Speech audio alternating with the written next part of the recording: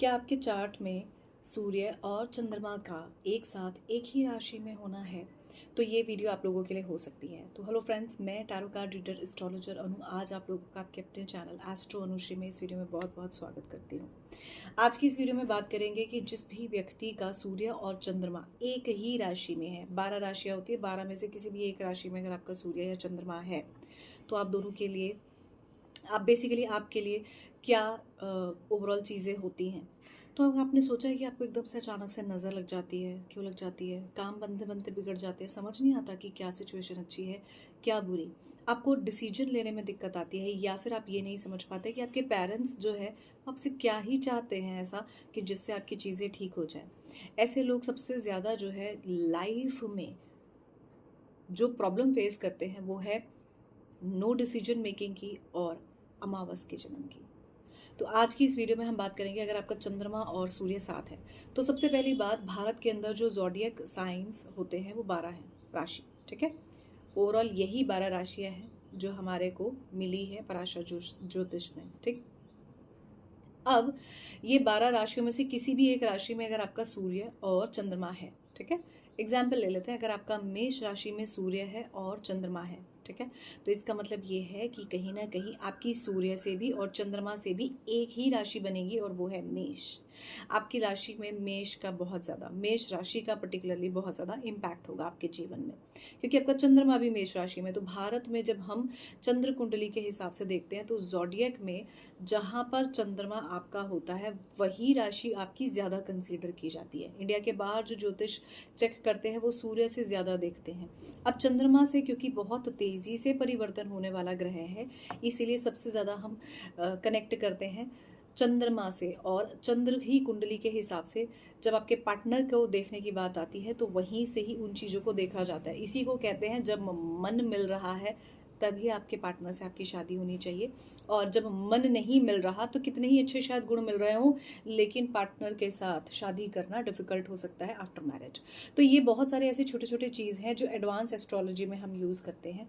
सिर्फ गुणगण मिलान से ही एस्ट्रोलॉजी नहीं होती, प्लैनेट से प्लैनेट का अच्छा कॉम्बिनेशन मिलना भी मन से मन का मिलना है। ये एडवांस टेक्नोलॉजी ऑफ एस्ट्रोलॉजी की मैच मेकिंग है, ठीक है।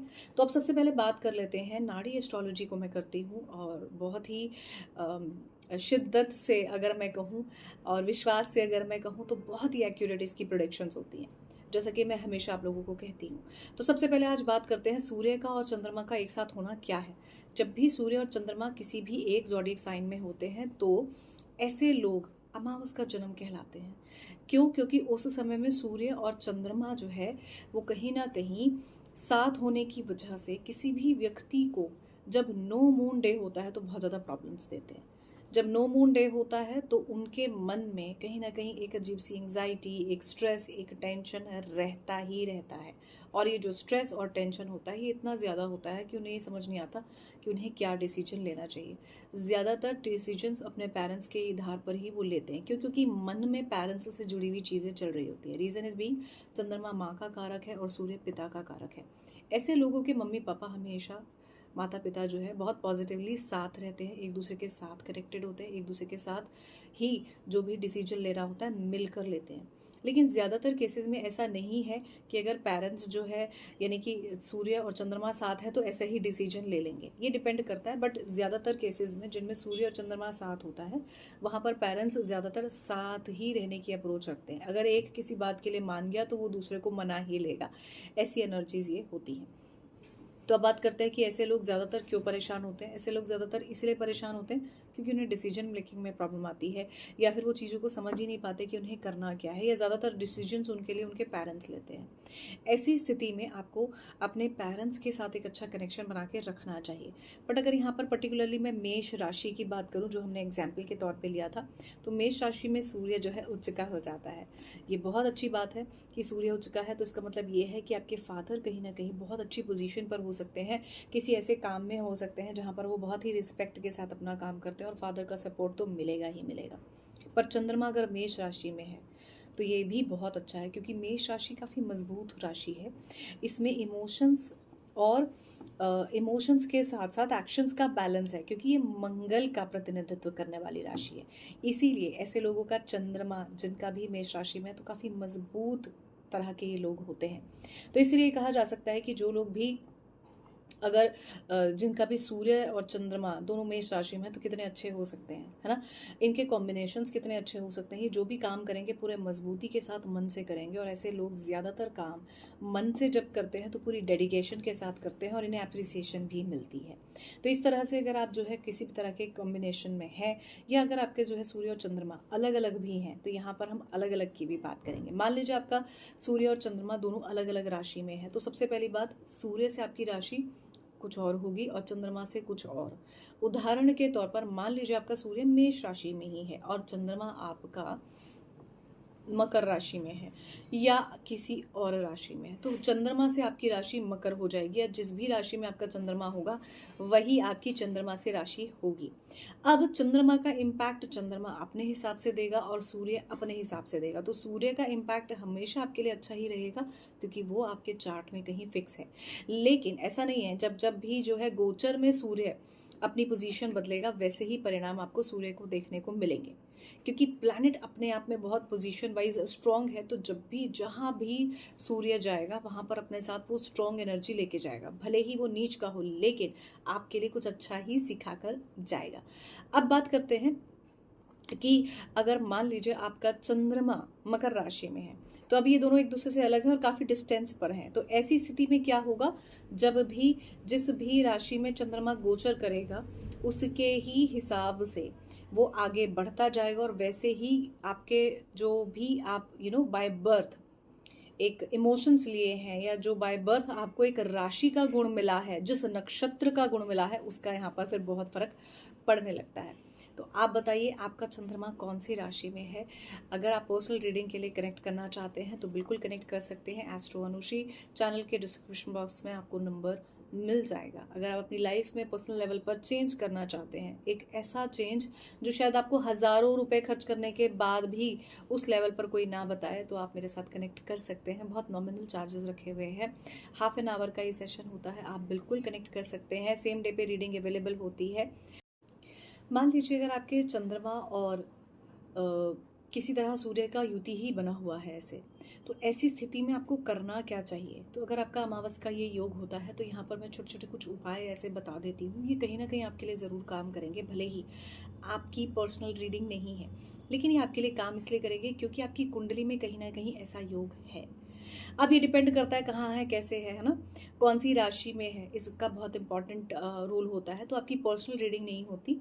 तो आपने करना क्या है, जब भी अमावस आती है तो आपको जो है पितरों के नाम से दान ज़रूर करना चाहिए। ऐसा करने से आपके जीवन में आपके काम करने के रास्ते भी खुलेंगे, और आपके जीवन में जो आप एक पॉजिटिव चेंज चाहते हैं वो भी होगा।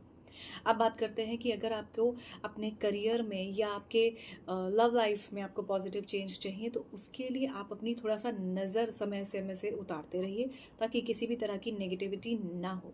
ये आप अपने पार्टनर की भी नज़र उतार सकते हैं, ये भी बहुत अच्छा रहेगा।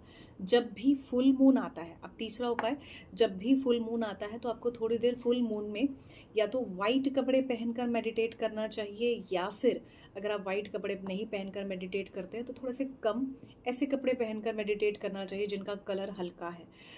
तो ऐसा करने से भी आपका चंद्रमा मजबूत होता है और मन की गति आप बहुत पॉजिटिवली स्ट्रांग बना पाते हैं। इसका मतलब ये है कि आप मन से स्ट्रांग हो जाते हैं, तो इजीली आपको किसी के सामने रोना नहीं आएगा, ना ही आपका मन इजीली किसी भी बात से विचलित होगा, किसी भी तरह की एंग्जाइटी या डिप्रेसिंग थॉट्स नहीं होंगे। अब बात करते हैं, अगर आप इस तरह की किसी भी डिप्रेसिंग थॉट्स या एंग्जाइटी से परेशान होते हैं तो ये मेडिटेशन भी कर सकते हैं। वॉक मत कीजिए, सिंपल 5 मिनट 10 मिनट जो भी आप बैठना चाहते हैं, मून लाइट में बैठ जाइए। अब आजकल क्या है ना, लोग जो है फ्लैट सिस्टम है, फ्लैट्स में भी रह रहे हैं, बड़ा डिफिकल्ट है चंद्रमा को देखना, है ना। तो आप जहाँ भी आपको चंद्रमा दिखाई देता है, इवन सिंपली अगर आप रोड पर हैं वहाँ भी अगर आपको दिखाई देता है तो आप हाथ जोड़ सकते हैं, चंद्रमा से प्रे कर सकते हैं, पॉजिटिव एफर्मेशन दे सकते हैं। आपका 2 मिनट का किया हुआ सच्चे दिल से मेडिटेशन या फिर सच्चे मन से पॉजिटिव एफर्मेशन भी फ्रूटफुल होगा, अगर आपने सच्चे दिल से किया है तो। अब बात करते हैं एक और अच्छा तरीका कि अगर आपको बार बार एंग्जाइटी होता है, इस तरह से थोड़ा सा नेगेटिविटी हो जाता है, तो आपने क्या करना है। आपने थोड़ा सा एक बॉटल में पानी ले लेना है, ट्रांसपेरेंट बॉटल होगी तो बहुत अच्छा है, प्लास्टिक या कांच जो भी है, अगर वो गिरे ना, टूटे ना, ठीक है, ऐसी सिचुएशन ना हो कि कहीं गिर जाए या कुछ है, तो आपने क्या करना है, वो एक सिंपल छोटी सी प्लास्टिक की बॉटल भी ले लेनी है, कोई दिक्कत नहीं है, ट्रांसपेरेंट होनी चाहिए। अगर आप उसमें कोई पॉजिटिव एफर्मेशन लिखना चाहते हैं तो वो इस तरह से लिखें कि वो बॉटल के इस तरफ भी दिखाई दे और इस तरफ भी दिखाई दे। अब ट्रांसपेरेंट है ना, जो यहाँ पर आप लिखेंगे वो भी इस तरफ जो है रिफ्लेक्ट करेगा, जो यहाँ पर लिखेंगे वो भी इस तरफ रिफ्लेक्ट करेगा। एक वाइट पेपर पे आप लिख सकते हैं, कोई प्रॉब्लम नहीं। उसको जो है चंद्रमा की रोशनी में रखिए, और चंद्रमा की रोशनी में जो भी सारी रात वो पानी जो है, बॉटल का ढक्कन भी आप लगा सकते हैं, बॉटल का ढक्कन नहीं लगाना चाहते हैं तो भी कोई दिक्कत नहीं है, चंद्रमा की रोशनी उस पर पड़ेगी तो भी। और अगर ढक्कन लगा देते हैं, ऊपर से कैप जो है उसको बंद कर देते हैं तो भी कोई समस्या नहीं, क्योंकि उस पर चंद्रमा की रोशनी पड़ने से वो बाय डिफ़ॉल्ट एनर्जाइज हो जाएगा। और उस पानी को पीजिए, थोड़ा थोड़ा उस पानी से अगर आप सिंपल वाटर में डालकर भी पीते हैं तो भी एंग्जाइटी दूर होगी, नेगेटिविटी दूर होगी, क्योंकि वो चंद्रमा की रोशनी से बहुत पॉजिटिवली एनर्जाइज हो गया है। इसीलिए आपका मन बहुत अच्छा रहेगा। हर 15 दिन में एक बार आप ये काम कर सकते हैं। एक ही बॉटल में आप जो है पानी बनाकर रख लीजिए, 15 डेज तक उस पानी को थोड़ा थोड़ा जो है आप यूज़ कर सकते हैं। आपको लगता है बार बार आपको बहुत दिक्कत होती है, मन बिल्कुल अच्छा नहीं रहता, तो उस पानी को थोड़ा सा आप जो है अपने नॉर्मल नहाने के पानी में भी डालकर नहा सकते हैं।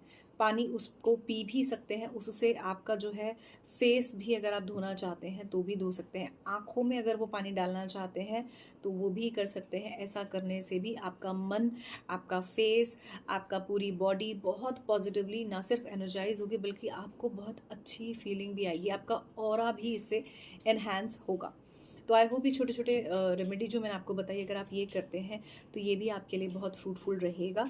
तो अगर आपका चंद्रमा अच्छा नहीं है तो भी, जैसे मान लीजिए अगर आपका चंद्रमा नीच का है, यानी कि वृश्चिक राशि में है, नंबर 8 ज़ोडिएक साइंस में अगर मैं बात करूँ उस राशि में है, तो भी आपने इस बात से परेशान नहीं होना। जो भी उपाय मैंने आपको बताया आप ये बिल्कुल कर सकते हैं, आपके लिए बहुत अच्छा रहेगा। Last but not the least, भगवान शिव जी को जल चढ़ाना बहुत अच्छा है। ये किसी उपाय के तहत नहीं है, ये बाय डिफ़ॉल्ट इसलिए क्योंकि भगवान शिव अपने चंद्रमा जो है अपने मस्तक पर धारण करे हुए हैं, तो उनके मस्तक पर चंद्रमा है, चंद्रमाधारी भगवान शिव है। तो अगर आप ये करते हैं तो ये भी आपके लिए लॉन्ग टर्म में बहुत अच्छा रहेगा। सो इस वीडियो में बस इतना ही। आई होप ये वीडियो आप लोगों के लिए वैल्यूएबल रहा होगा। For more videos you can subscribe the channel Astro Anushree.